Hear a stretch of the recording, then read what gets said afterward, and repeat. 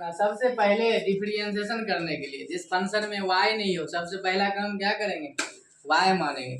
यहाँ पर लेट कर लो, y नहीं दिखता है तो क्या करें, सबसे पहला काम y मान ले, है ना। मान लिए, माना कि y इक्वल एक्स स्क्वायर। अब इसको क्या करना, डिफरेंशिएशन। पहले फर्स्ट ऑर्डर डेरिवेटिव निकालोगे तब सेकंड क्या है ना।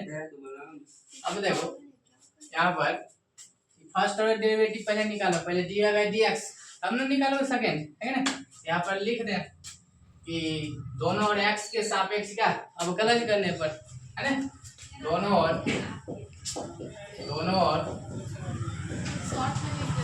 एक्स के सापेक्ष अवकलन करने पर बहुत साइड दूसरा तो लिख लेना, है ना। तो y का डिफरेंशिएशन करना तो डी बाई डी लगाओगे, D by D x, y का डिफरेंशिएशन करना। यहाँ भी डी लगा लो, तो एक एक पार्ट के तुम अलग अलग डी लगा सकते हो या डायरेक्ट यहाँ पर डी लगा दो। x के रिस्पेक्ट में हो रहा है ना, तो x square plus 3x plus 2। अब y का डिफरेंशिएशन बताओ क्या होगा, D Y by D X हो गया। अब इसका अलग डिफरेंशिएशन, इसका अलग करना है, तो सब में डी मन है तो लगा दो, है ना, डी बाई डी लगा दो, डी बाई डी एक्स अलग अलग कर देते हैं, सीख रहे हो ना अभी। चलो डी लगा दिए, कहीं कोई दिक्कत नहीं है। D Y by D X, X square का डिफरेंशिएशन हम रटवाए थे 2x होता है ना इस फार्मूले पर, है ना। x पर पावर n बराबर क्या होता है, n x power n minus 1 होता है ना। तो यहाँ पर अगर हम देंगे x स्क्वायर का क्या होगा n, है ना, x पर power n x to the power n minus 1, 2 minus 1, 2 में से एक जाएगा तो एक लिखे नहीं लिखे चलेगा। तो x स्क्वायर का डिफरेंशिएशन क्या हो गया, 2x हो गया। पावर जब हो x का डिफरेंशिएशन x के रिस्पेक्ट में क्या होता है 1 होता है ना, प्लस 3 कांस्टेंट बाहर हो जाएगा, तो 3 जब बाहर हो जाएगा तो क्या दिखेगा, 3 बाहर हो जाएगा तो ये दिख रहा है dx बाई dx, मतलब x का डिफरेंशिएशन x के रिस्पेक्ट में 1। अब फुल्ली कांस्टेंट जिसमें x y नहीं लगा हो तो उसका डिफरेंशिएशन क्या होता है 0 होता है ना। तो dy बाई dx कितना निकला, इसको मल्टीप्लाई करो तो कितना होगा 2x, इसको मल्टीप्लाई करो 3, ये तो फर्स्ट ऑर्डर निकला, प्रथम कोटि अवकलन निकल गया।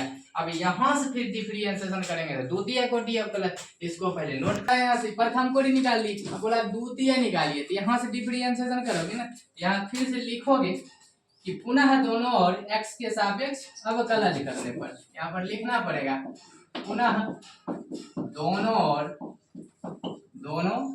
और x के सापेक्ष क्या करने पर, अब कलज करने पर, है अब कलज करने पर, है कि नहीं, सापेक्ष अब कलज करने पर। चलो देखा जाए, अब जो है इसका डिफरेंशिएशन करोगे ना तुम तो डी लगाओगे ना, डी बाई डी एक्स, इसका लिख दो पहले D Y by D X, ऐसा लिख दो स्पष्ट, ज्यादा अच्छा लगता है कि नहीं। डी लगा दो ना, डी बाई डी एक्स, ये 2x प्लस 3, ठीक हो ना। तो D Y by D X का डिफरेंशिएशन हम सिखाए थे, यहाँ थ्योरी में बताए थे basic. D Y by D X का हो जाएगा D square Y by D X square हो जाएगा, है कि नहीं। अब इसका अलग डिफरेंशिएशन, इसका अलग माने यहाँ तो डी अलग अलग लगा दो या एक ही बार कर दो डिफरेंशिएशन, है ना।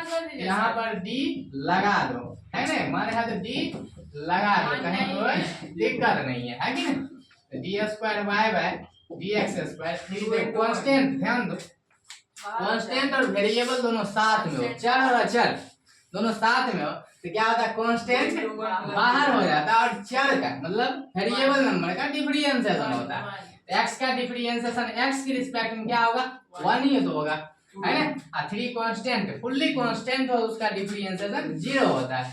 तो D square Y by D X square निकला, इसको मल्टीप्लाई करो तो 2, यही तुम्हारा आंसर। द्वितीय कोटि बोला था ना, निकल गया द्वितीय कोटि अवकलन, ये आंसर हो गया। इसको तुम नोट कर लो, है कि नहीं, बड़ा आसान है ना।